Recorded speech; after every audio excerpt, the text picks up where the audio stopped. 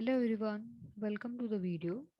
आजच्या व्हिडिओमध्ये आपण पाहतोय what is software testing and why to perform software testing.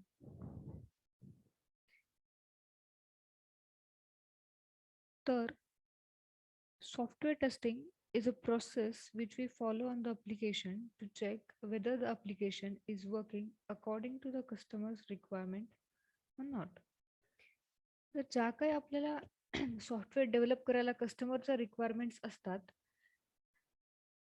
त्यानुसार आपण ते सॉफ्टवेअर डेव्हलप करतो आणि अ, ते त्यानुसार वर्क करतंय की नाही हे आपण चेक करतो आणि त्या प्रोसेसला आपण सॉफ्टवेअर टेस्टिंग असं म्हणतो. It is process which we follow in the application with the intent of finding bugs by equating expected values with actual values. आपलं मेन इंटेन्शन सॉफ्टवेअर टेस्टिंग करताना बग्स फाइंड करणं किंवा त्यातले डिफेक्ट्स फाइंड करणं हे असतं.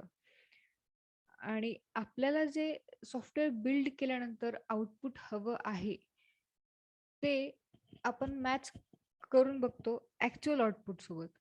म्हणजे आपण जे सॉफ्टवेअर डेव्हलप केलं त्याच्या थ्रू आपल्याला जे आउटपुट भेटतंय आणि कस्टमरला जसं आउटपुट हवंय हे आपण दोन्ही मॅच करणार. आणि ते जर सेम असेल तर आपण असं म्हणू शकतो की आपण कम्प्लिटली कस्टमरच्या रिक्वायरमेंटनुसार सॉफ्टवेअर डेव्हलपही केलंय आणि ते टेस्टिंग आपली सक्सेसफुल झालेली आहे. आणि त्यानंतरच आपण टेस्ट ॲज अ पास असं कन्सिडर करतो. आणि जर मॅच नसेल होत ते दोन्ही रिझल्ट्स तर आपण टेस्टिंग फेल असं म्हणू शकतो. तर why to perform software testing. Every software is developed to support the business. If there are bugs and defects in the software, then it may affect the business. Suppose आपण जे software develop करतोय आणि आपण ते taste न करताच जर कस्टमरला देणार असू तर त्या केसमध्ये जे काही बग्स येतील त्यामुळे एकतर एकतर आपलं सॉफ्टवेअर जे आहे ते प्रॉपरली वर्क करणार नाही, जसं हवं आहे तसं ते दिसणार सुद्धा नाही. आणि त्यामुळे कंपनीला होणारा लॉस खूप जास्त असू शकतो.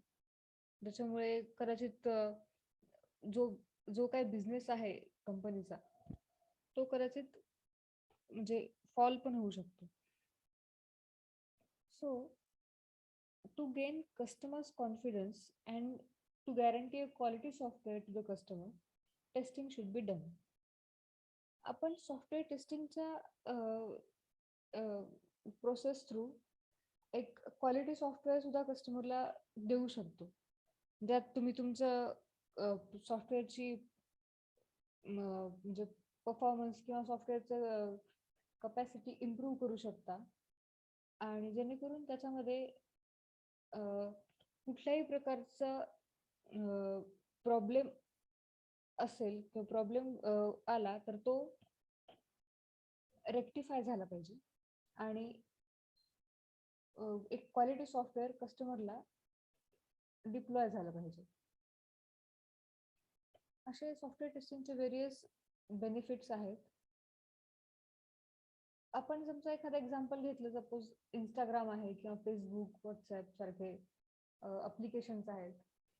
तर त्याच्यामध्ये प्रत्येक फंक्शनॅलिटी किंवा प्रत्येक मॉड्यूलवर डेव्हलपर कोड बनवतो. डेव्हलपर तो टेस्ट सुद्धा करतो. पण जितके मॉड्यूल्स अँड फंक्शनॅलिटीज आहेत ते कस्टमरला ज्या पद्धतीनं हवं आहे तर त्या पद्धतीनंच झालंय की नाही हे चेक करायसाठी एक सेपरेट पर्सन कंपनीने अपॉइंट केलेला असतो. त्याला आपण टेस्टर किंवा सॉफ्टवेअर टेस्टर असं म्हणतो. तर डेव्हलपरने ॲप्लिकेशन टेस्ट केल्यानंतर सुद्धा टेस्टरचे ॲप्लिकेशन टेस्ट करतो, पण तो थोरोली टेस्ट करतो. Each and every module, each and every unit which is coming under that module is tested by the tester. त्यानंतरच आपण ते लॉन्च करायला देतो किंवा कस्टमरला डिप्लॉय करतो.